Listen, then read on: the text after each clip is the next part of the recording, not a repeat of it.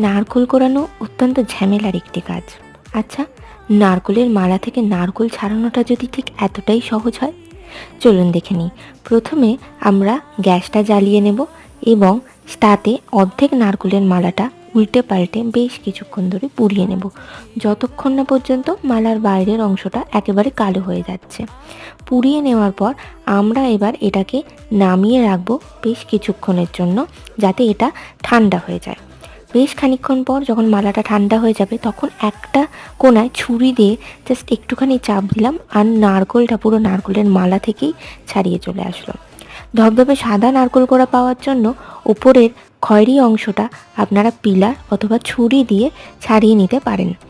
এরপর সাদা এই নারকোলের যে অংশটা পেলাম, সেটাকে আপনারা কুড়ানি দিয়ে কুড়িয়ে নিতে পারেন, অথবা ছোট ছোট টুকরো করে মিক্সিতে দিয়ে একটু ঘুরিয়ে নিলেই একদম পারফেক্ট নারকোল কোড়া।